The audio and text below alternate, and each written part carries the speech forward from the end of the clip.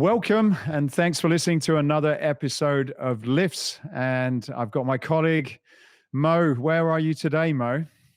Yeah, episode 3. I'm in Alexandria, Virginia, about 10 miles south of DC, coming to you live from the Fitness Technology Summit, which is an awesome event. Yeah, so this event is run by Al Noshavarni. This is his, 12th or 11th year doing it. He's had this event since 2012, and really it is a curation of executives from gyms and studios across the country. And in fact, they even had some international partners here today. So it's been a great couple of days. What does the tech guru learn from the Fitness Tech Summit? Actually, a lot.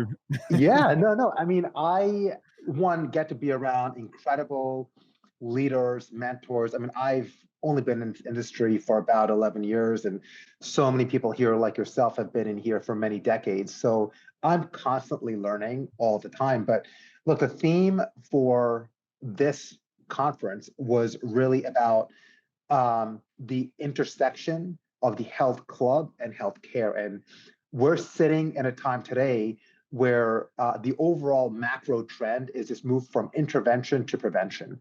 So seeing health companies here, in fact, a lot of the panelists came from hospital systems and healthcare companies, sitting side to side next to operators and fitness companies and really trying to focus on prevention has been awesome. And in fact, Al, we were just outside chatting just before this recording, gave me an incredible stat. So one of his guests was a bariatric surgeon. And he was telling me in 1994, as an example, there were about 250 to 500 bariatric surgeons in the United States, which meant 2% of the need of that surgery, which is a very popular weight loss surgery. 1994. Today, there are 5,000 surgeons in the US that does the same procedure. They still only meet 2% of the need. So I think that really means two things. One, that people are looking at some pretty heavy intervention and invasive procedures to help manage their weight. Second, as a country, our weight gain and obesity continues to be one of the top issues and really a pandemic that we have to deal with. And it's not trending towards being better. So having these leaders, thought leaders, we even had a congressman here to kind of come together and talk through solutions is really what the theme was about. So I was really encouraged by the conversations that happened over the last couple of days. What is the relevance of technology in that? Is that what enabled some of these things to happen that weren't possible before the technology came around then?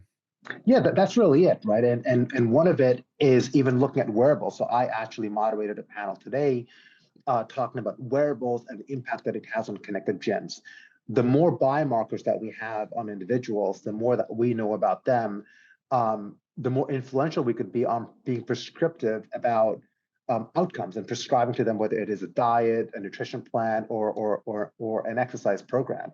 I think in addition to that, technology and data has really helped segment the population based off of needs, your state, other conditions that you might have, to tell us what works and what doesn't work. So before, we didn't have data as accessible as it is today. So technology plays a key role in that. And I think seeing technology's influence in other areas such as TV, music, these podcasts, the same is true of fitness. So technology's played an integral role, I think, in democratizing fitness and making fitness more accessible and giving clubs and operators the tools to help serve their members better. Was there any examples of anybody that is already doing this? It sounds, where I'm sitting, quite a long way off, but is there any sort of brands or chains that are successfully implementing the tool, or is it more a case of this is where it's going to go?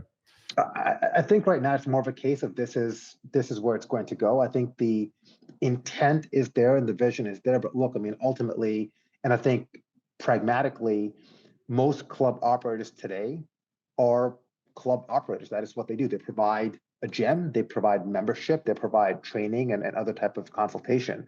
But we are seeing gyms add additional services. In fact, I was speaking with the COO of the St. James last night, and he talked about how he has an actual clinic called Medtronic in the St. James facility, which is about 10 miles south of where I'm sitting right now.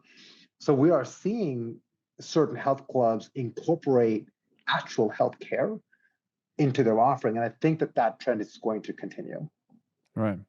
Well, talking about healthcare, that leads into the first subject that we've got to discuss today, which is Ozempic or semaglutide. A number of different brand names for this, but it's something that's been talked about a lot, and I guess it's a subject that's potentially going to impact the health club industry. But as I started to do some research, it seems as though its effects are going to be a lot wider. So the first, I guess, to frame the conversation, I was reading in or watching a few podcasts last night about it, and there was some interesting stats about the size of the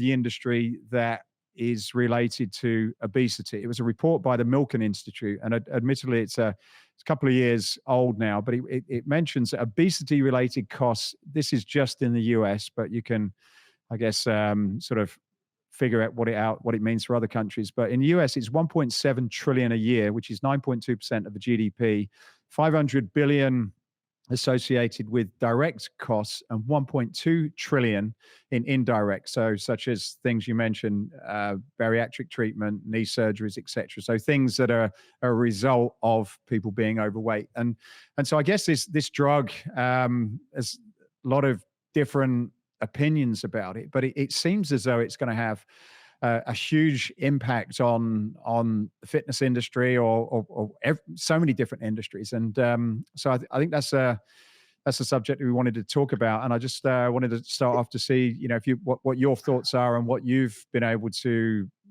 find as it relates to this particular, what they call GLP-1 drug.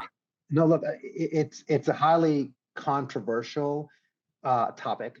I think, and there's a lot of reasons for that, which we can get to here in a minute. One, it is absolutely relevant because it has had an impact. In 2017, Novo Nordisk brought semaglutide drugs into the market under a brand name called Ozempic. So this has been relatively recent, even though GLP-1 has been around, and the idea of it has been around. Really, this company based out of Norway brought out this drug called Ozempic. And really, Ozempic initially was meant to treat something else, but what it does is that it essentially has an additional peptide that limits your hunger and also reduces the trigger for eating, and also this feeling of being more full to the brain. So it has this combined effort. And the impact of that is that you end up eating less, you fall in a calorie deficit. And as you know from being in a calorie deficit diet, you end up losing weight. But that's not to say that it is the secret shot. There's also a pill, so it comes in a shot and a pill format, because the weight loss out of Ozempic is not the same as weight loss from a regular calorie deficit diet. So typically, when you are on a calorie deficit diet, you lose about 20% of the weight you lose is muscle. But under Ozempic, it's been actually closer to 40%, and there's more studies that need to come out. But nevertheless, it's had a huge impact, and I think that it potentially could be more transformative to the American economy than AI. Yeah, let's expand on that, because I think you've probably seen a similar article to myself. But at one example, someone was talking about the impact to the airline industry, and you'd think, well, why would a weight loss drug have any kind of impact to the airline industry? But I think they're starting to realize the secondary effects of people being a lot less heavier than what we are as a population. So airlines, if there's lighter people traveling because they're taking this drug, then fuel costs to fly people around, because the weight's a lot lighter, will be significant. So there's talks of a huge impact to something like the airline industry. I have an example here, Matthew. United Airlines would save $80 million a year on fuel costs if customers lost an average of 10 pounds. Right. So the impact of this is absolutely incredible. And it's also had impacts on other stocks like Dexcom, which is a CGM device manufacturer. And I think you might have taken levels like I've tried, which uses the Dexcom CGM monitor. They've seen their stock go down since June because of the rise of Ozempic treatment. So the market's looking at this. It's having an effect on people. And look, as a country, we are not going in the right direction, just like what we talked about earlier in here. We're going in the wrong direction. But the reason I think why this is so controversial is some people are thinking, is this the easy way out? Are we aware of what the side effects of this are? But I think the counter argument to that is the impact that Ozempic has had or other similar drugs. It's too big not to take seriously, and it's too big not to really consider this as a true point of intervention. The key, though, here is because, again, you're losing more muscle in Ozempic than you are in a regular calorie deficit method. How do you keep the weight off? Are you going to gain the weight back? And this has to be paired with additional lifestyle changes. Now, early in the year, they say you do, like, from what I've heard, and I know people have taken it. Like when you stop taking it, it comes off, and as you take it, I think you start off with a small part of the syringe, and you increase the dosage as you continue to use it. So it's great. I'd love great business model to be involved in, but it seems as though you increase. I don't know to what extent you have to increase the dosage, but you do have to increase the dosage, and in return, how much you invest in it, but it does come back pretty quickly when you stop. So yeah, I think this is why early in the year, Weight Watchers bought a company called Sequence, which gives them the ability to prescribe Ozempic medication. So I guess the idea there is companies like Weight Watchers saying, great, we will get you on this treatment. We're going to pair that up with a healthy diet and lifestyle changes. If you think about the potential, one of the things that I know we're running a little bit late on this story, but one of the I guess the good news in this is that a lot of people lose a lot of muscle mass. So one of the things that I think could be quite interesting from a business perspective is being able to prescribe it, because certainly it's extremely successful, and a lot of the very well respected people in the community have said they were skeptical, but it is very, very good, particularly if you're seriously overweight. It's a great solution. However, if you can pair it with some strength training, and exercise, and a decent diet, not that you're particularly hungry, but a decent diet as you go through it, then that could actually be the answer. And maybe that's what Weight Watchers are doing. I'm not totally familiar with it, but I certainly would say that if I was in the business of getting people fit and losing weight, then figuring out how to be aware of working with people that are on that wouldn't be a bad idea. No, it wouldn't. In fact, that was a talk today where we're talking about the impact that Ozempic could have. And as gyms, as you know, have also expanded the strength category, and they're moving cardio and spin studios and adding free weight and strength equipment in its place. That is a brilliant business idea. That is, I think a lot more gyms and facilities should look towards that, because if you're strength training as you're losing weight or on something like Ozempic, that's going to reduce the amount of muscle that you lose. Well, we've got a guest that's waiting. So I wanted to bring on a guest, a lady called Jessica Yarmey. So Jessica, if you're there. Hi, Jessica. Hey there. How are you guys? Very good. Welcome to the L.I.F.T.S podcast. Thank you. I'm excited to participate in the third episode here. The next story, which is on Front Office Sports, talks about Peloton. And they say Peloton will soon offer live NBA and WNBA games from compatible devices via its new entertainment hub, making the first time it has paired any live sport broadcast with its products. Interesting combination. Sports, bikes. What is it? What do you guys think about this? I'll probably start with you, Jessica. Well, I love that you're tagging me into this story, because this is a marketing play. Mo mentioned on the last episode that we're in an era of partnerships. And the reason you see partnerships is just for marketing purposes. You want to take one audience, add it to another audience, and get three. 1+1 = 3 in partnerships, especially if you partner with the right people. The NBA is looking for distribution channels. Peloton has an audience that's active. It will remain to be seen how much of a distribution ad this ends up being, but it's strictly for marketing purposes. They want to keep up, they want to expand their audience. They don't have someone like Taylor Swift boosting their numbers in this season. So they need this. Peloton needs a whole lot more than marketing, but it's at least one step in a solve that is a part of a bigger solve that's needed in that organization. Yeah, I think you're absolutely right, Jessica. One thing I would add too is the way content is being consumed by sports and other media is dramatically shifting. There clearly is a shift away from cable, and traditionally, most sports, at least in the United States, was piped through cables. And a lot of the younger generation, Gen Z, millennials, don't even know what cable is, right? Like I personally don't have a cable box in my house. And even tied to the drugs that we were just talking about, and people said like Ozempic, most cable profits. So American, the American cable market, 90% of the profits that come from TV advertising comes from pharmaceutical drugs. We are only one of two countries that actually allow that. It's us and South Africa. So you can't even use this as a revenue generator in any other country. I think they're smart to recognize those two trends. One, the shift in other forms of media consumption. And the second, that if there is legislation that's passed that prevents companies from advertising, especially from big pharma, what does that mean for the cable industry? They have to get the audience elsewhere. Pair that with the rise of fitness. More people are doing fitness this year than there were last year, and that trend is also increasing. And you're in front of a screen and you are consuming content. Why not be the content from the NBA, TV shows, or other forms of media?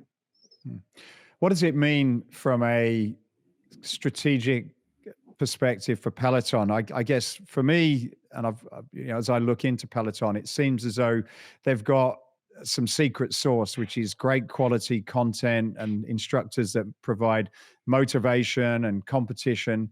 They've got they pair that with great products that link into that same story, and they're clearly originally focused on fitness market, getting people active, and everything that goes around that. So for me, I suppose watching TV or regular TV on a bike or a treadmill, in the long term, going back to Jessica's point, is it, what's the uniqueness about that? Why not just buy a walking treadmill or a bike and get a great screen experience and watch whatever you want on a TV? I suppose, does it weaken the strength of the original proposition in any way?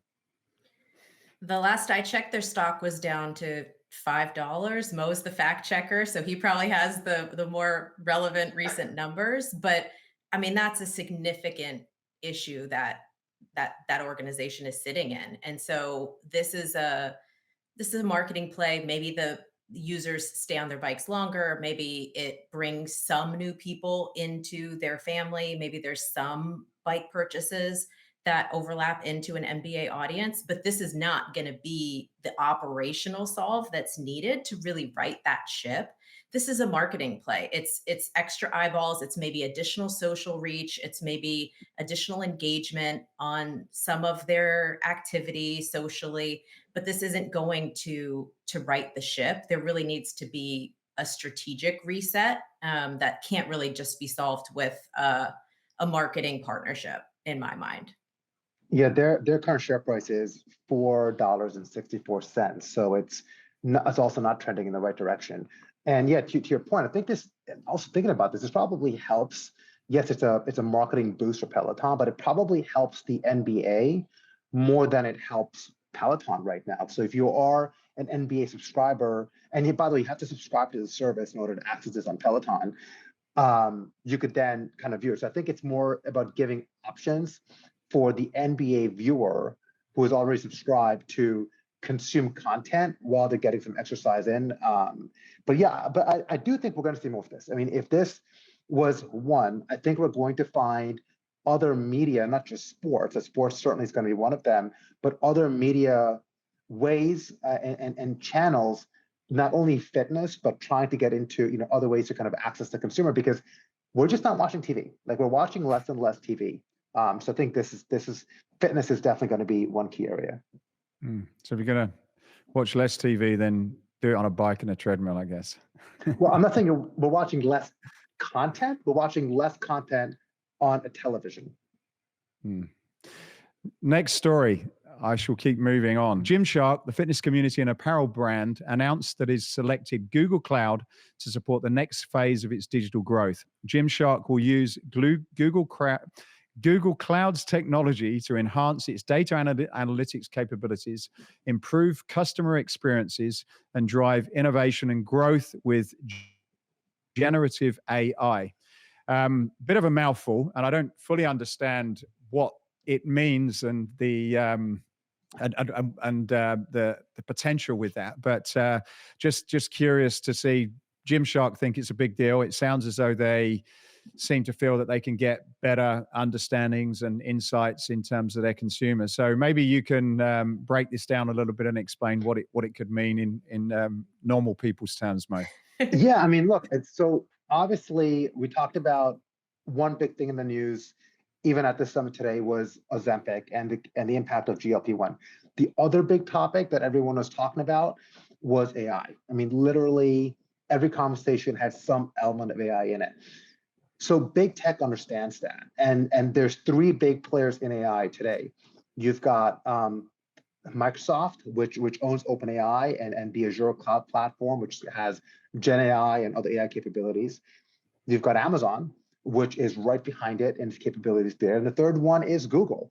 And just like we talked about sports wanting to get into fitness and wellness and healthcare is a great use case for AI. So what you really have here is Google, and each one of these companies are going to be picking the brands that they feel most confident in. They're going to invest in it. This is just an announcement.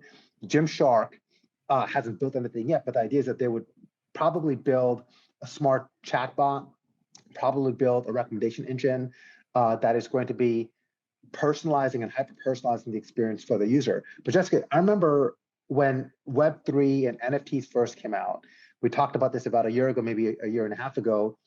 You are the founder of KickHouse, or were the founder of KickHouse. You've since moved on from it, but you're always one of the first people to embrace technology. And you embraced NFTs and had some success with it before anybody else did. So I'd be curious to take your take about what Gymshark is doing with AI and your take on AI and fitness in general. Yeah, I think to weigh in on what Gymshark and Google are doing, we've always had the ability from a marketing perspective to retarget our audience. So let's say I go on to asics.com, I'm looking for running shoes.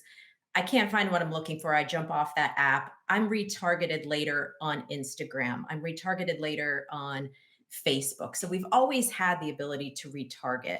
What AI now allows us to do is tap into a whole lot more information faster with super smart models to get to even more personalized recommendations and experiences while shopping. And then there's also implications at the gym level also. But if you think about this partnership with Gymshark and Google, you think about all of the information that Google has at their fingertips, and they are in this fast catch-up game to catch up to what GPT-4 is offering. They have all of the Google Drive information that is out there. They have all the information in Gmails. They have all of Google Photo information. Plus, they have all of the data around all of the websites that are crawlable, which is basically the entire internet, including things like Reddit. So now you take all of that data and think about the way you can really target and maybe make recommendations for someone that posts about yoga and has a kid. Like, there's all different ways that information can start to come to life in purchasing decisions in scary ways in some instances, but there's definitely some interesting implications, and they're supposed to be rolling out new personalizations as soon as Black Friday. So this is not something that is next year or on the horizon or many months from now. We are living through this right now. It's very real time to be talking about AI and its implications to the fitness industry. How do you see that on offline to online then? It makes sense as the example you've given where you got Facebook and Instagram and then the Google and all the ads. We use that ourselves. I can see how it all connects together. But let's say you're having a physical experience, whether it's in a retail store or a fitness club. How do you see AI bringing that information together? Is it recognizing that you're actually entering somewhere and then it profiles you and then it connects what's happening? Where is that going that we probably not quite as understanding of? I think there'll be a little bit of that where we have the ability to geolocate people via their mobile phones, but there's so much rich information just in digital data alone. I don't think there's going to be as much implication as to, oh, you walked into this store and walked back out. But if you think about a gym owner and the information that they know check-in information. They probably have pounds of the member. They probably have BMI information. They probably have if they participate in group classes or not. And so apart from using AI to drive retail purchases and apparel purchases, you can tie this back to what Mo was talking about earlier, where it's like, let's use AI to actually get to predictive health and really sit in that preventative space. If we can use really complicated algorithms via AI to actually determine, okay, this person is off of their typical cadence, or this person has a higher rate of weight gain than historically for them. Like, let's start being really smart. And AI really allows you to do all of the things we've previously been able to do via exporting information and combing through data, but it allows you to do it at a cadence and with layers of data that we've never been able to just crunch through before as data scientists even. So the best way to think about AI is just it's an accelerator to your current thinking.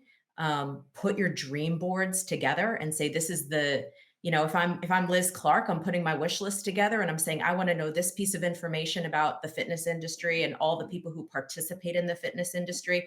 Put the wish list together, and there's AI tools that can get to that information faster than we've ever been able to get to it before. Do you see, guys, it's made me think of something. I was going to ask you both a question. So do you see like the kind of Goliath company in the future has the Amazon style software capability with a medical division, a retail convenient, not what is it called? Like a supermarket. So Walmart, Amazon, healthcare and fitness all together, because so many of those things now seem to be so connected in terms of what you eat and how you stay healthy and what you do as an individual. It seems like they do need to come together at some point. Yes, and like I said, we see that transformation happening. I don't think it's going to happen in the next 5 or 10 years, but certainly within our lifetime, this convergence between healthcare and the health club is absolutely going to happen. But just for the audience, Liz Clark, just mentioned Liz Clark. Liz Clark is a president of IHRSA, which is the industry association that kind of brings all these clubs together. And Jessica, so you started FlexSociety. We should have asked in the beginning to tell us a bit about FlexSociety, but are you planning, one, if you could talk about what that is, and second, are you planning on using AI, and how do you plan on using AI at FlexSociety? Yeah, so FlexSociety is going to be a boutique fitness concept that the modality sits between strength training and stability training. So split the difference between like a Club Pilates and a F45. We know 20% of women participate in strength training. I want FlexSociety to be an easy entry point to get more females into a strength training kind of modality. We know it's trendy, but we also know it's still scary. So we're starting at zero. We have 0 locations. So we're really building it from the ground up. And as you're talking about AI and the implications, I see a lot of marketing implications and advertising implications in the AI space. So 2 years ago, the biggest fear of a gym owner or a franchisee of a boutique fitness studio was, what's going to happen when my Facebook ads don't work anymore? You know, we're seeing a trail off in the effectiveness. And now there's such ability to churn out content, churn out ad sets, that it still breaks my heart when I see advertisers running one ad set behind one campaign in 1 month time period. Every advertiser should be running 30 different ad sets behind their marketing messages, because you have the ability to go into AI tools and generate multiple pieces of creative, multiple copy blocks, and then let Facebook or Meta, which is also playing in the AI space and is rolling out their own set of tools, and I think will be a big player in this space going forward. You have Facebook, who really is starting to try to play this game also, and I think you're going to see campaigns performing well when they utilize these tools that Facebook is rolling out. So will I be using AI tools in my own marketing efforts? Absolutely. And I'm actually creating like a marketing arm or sister company of FlexSociety that's going to sit in the marketing space to help both my brand and other people's brands kind of manage some of these tools that are coming through, because it's going to be a difference maker if you're not using AI. Even right now, if you're not using it, you're behind, because again, this is not a 1 year from now thing. We're sitting in it right now. You've probably already used AI tools, whether you realize it or not. Yeah, I mean, it's almost like people saying, I'm not going to do business from my phone, or I'm not going to do business from an iPad. I'm speaking on an iPad today, but it is a tool that, whether you like it or not, you have to learn to embrace and learn to work with, because if you don't, you are going to be at a competitive disadvantage. 100%. It's already out there. There's already people using it. Your competitors are using it. So it's definitely that time to get educated about it. Starting with ChatGPT is a very easy place to start, very user-friendly, simple, and just write things in there, get Facebook copy written in there. But the personalization and the predictive models that AI can put on the table have tremendous implications in the fitness space. Well, one final thing to wrap this up. Matthew actually came up with this name for this podcast from ChatGPT. It's not a bad place to brainstorm by any means. There's a ton of great things that you can do with ChatGPT, almost as if it's a coworker or a co-founder. If you're building something from scratch, it really is a resource that everybody needs to be tapping into. Absolutely. Well, Jessica, thank you so much for joining us and for your insights. Yeah, it was great to be here with you guys. Mo, any final thoughts? Well, I think we'll be talking about AI, Ozempic, a lot of the things that we talked about today in several. I mean, this is going to be a topic that is not going away. We'll be coming back to this, these topics over and over again. So, to be continued. All right. Well, thank you very much, guys. And thanks for listening. If you've got any comments or any suggestions about what you would like to hear more about, then please stick them in the comments. Please share it with anybody you know if you enjoyed it, and give us a thumbs up on the YouTube. Thank you very much for listening.